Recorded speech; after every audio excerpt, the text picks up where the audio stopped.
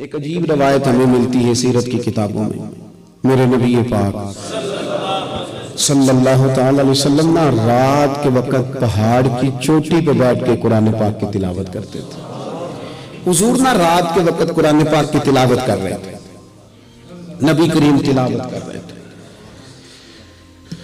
اور جب یاسین والے نبی خود یاسین پڑھے، والضحیٰ والے محبوب جب خود والضحیٰ کی تلاوت کریں، مدثر والے محبوب جب خود مدثر پڑھے تو انداز ہی نرالو. حضور قرآن پاک کی تلاوت کر رہے تھے تو اس تلاوت کی نا آواز گونجی. کہاں تک پہنچی؟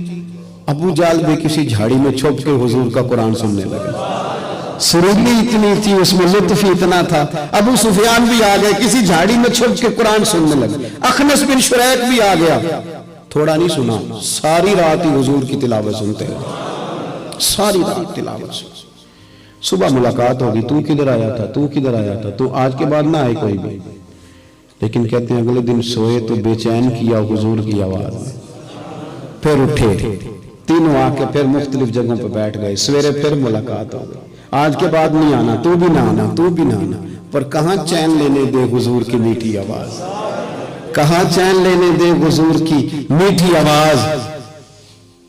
تینوں پھر اٹھ گئے. کئی دن آتے رہے. ایک دن طے ہوا کہ آج کے بعد بالکل نہیں آنا، جو آئے گا سزا ملے گی. ہو گئی بات طے. اخنس بن شریک کہتے ہیں میں سویرے ابو جہل کے گھر گیا. میں نے کہا سونے ایک دن نہیں، کئی راتیں تو نے بھی سنا، میں نے بھی سنا. دل پہ ہاتھ رکھ کے بتا، وہ جو پڑھتے ہیں وہ حق سچ ہے کہ نہیں؟ کھری بات کر. سنا تو نے بھی، سنا میں نے بھی. ساری رات سنا. بتا بات سچی ہے کہ نہیں؟ تو ابو جہل کہنے لگا ایک ایک حرف سچ ہے، ایک ایک بات سچی ہے. تو مانتا کیوں نہیں؟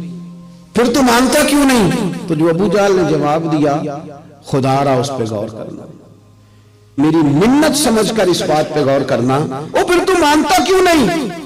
تو ابو جہل کہنے لگا ہمارے قبیلے کا اور بنو ہاشم کا، حضور سید عالم کے قبیلے، شروع سے مقابلہ رہا ہے. انہوں نے اگر لوگوں کو کھانے کھلائے تو ہم نے بھی کھلائے.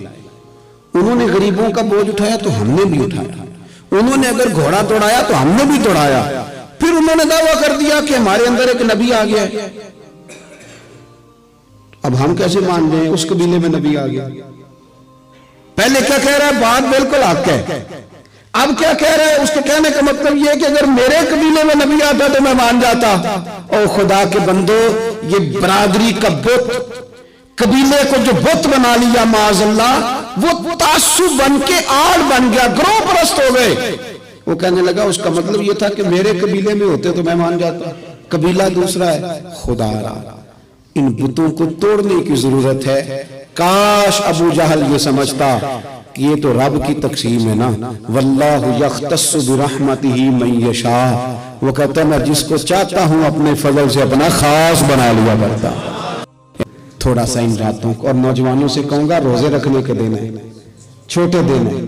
حضور نے فرمایا نا یا نکاح کرو یا روزہ رکھو جوانوں، تو روزے رکھنے کے دن. جن کے کوئی قضا ہو گئے، جن کی کوئی مشکل ہو گئی، وہ وقت ضائع نہ کریں. ان راتوں کو غنیمت جانے. رات کو جب رب کا بندہ اٹھتا ہے نا عبادت کے لیے رات کو، تو حضور فرماتے ہیں رب فرشتوں کے سامنے فخر فرماتا ہے. انہوں نے کہا تھا نا یہ خون ریزیاں کریں گے، تو رب کہتا ہے وہ تو عبادتیں کر رہے ہیں. اور پورا رضائی انہیں کھینچ رہی تھی، بستر کھینچ رہا تھا، پر اٹھ کے آ گئے. کوشش کریں گے تھوڑی تھوڑی انشاءاللہ تعالی. اے اللہ مجھے بھی توفیق دینا، اللہ آپ کو بھی توفیق دے، اللہ ہم سب کو توفیق دے.